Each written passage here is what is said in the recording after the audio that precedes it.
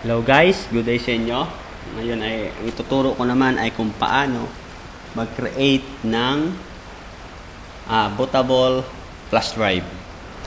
No? Pero bago tayo mag-create ng bootable flash drive ay explain ko muna kung paano. So saan ba ginagamit ang bootable flash drive?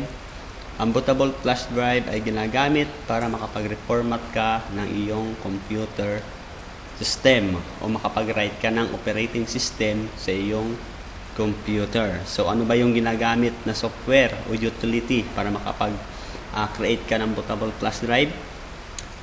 Sa atin ay ang ginagamit natin is Rufus, no? So let's start na.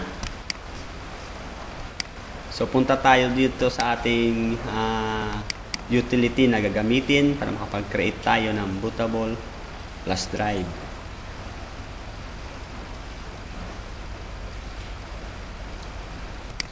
So, nandito yung Rufus. Open natin to. Right click.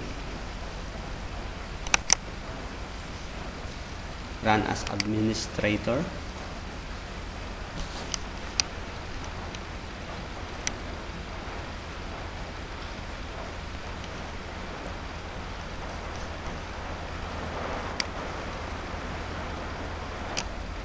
So, first is, yung gawin mo muna is i-input mo muna yung flash drive mo sa iyong computer. So, ibig sabihin, so yung sa akin, input ko na yung flash drive ko, may kita ditong no level, ibig sabihin, naka-input na yung flash drive ko. So, first of all muna guys, gusto ko lang sabihin sa inyo na dapat yung gamitin yung flash drive ay walang laman.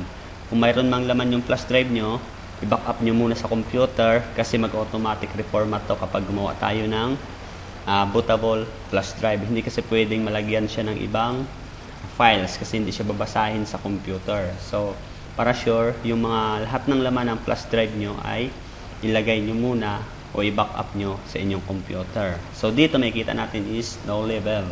Ibig sabihin, detected yung flash drive na na-input ko na. So, pagdating naman dito sa boot selection, so, i-select mo lang itong DES or ISO image. So, ibig sabihin yan, yung i-read mong file is ISO o operating system na iyong dinownload. Kapag naka-boot selection ka na dito, i-click mo lang pala dito sa select. So, after mo ma-select, so i-browse mo yung operating system na iyong dinownload. Windows 7 man yan o Windows 10. Parehas lang yun na magawa natin ng bootable. So, sa akin is, na-download kong ISO file is Windows 7. No? I-click mo lang to, then open. Pagdating dito guys sa partition SEM, so, i-select mo lang yung MBR. Then, target system is BIOS or UEFI. Kasi ipapasok mo sa BIOS, okay lang yan. And then, volume level, lagyan natin, rename natin as Windows 7. No? Saka okay na to. So, ganun lang guys, kadali. No? Yung setup niya dito sa Rufus na gagamitin natin. So, then, click Start.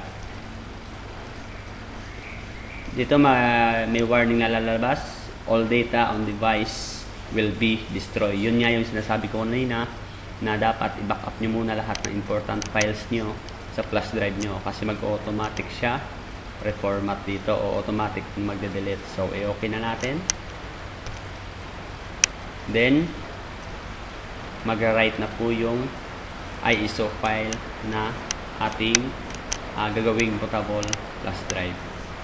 Hintayin lang po natin ito hanggang sa matapos.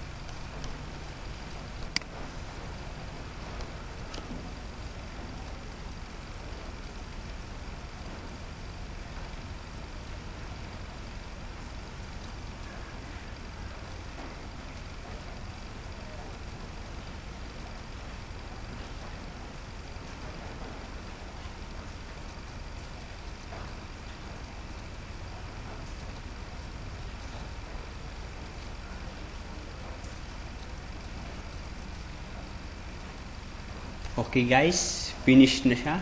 No? Natapos siya sa pag-create ng bootable na sa 9 minutes and 7 seconds.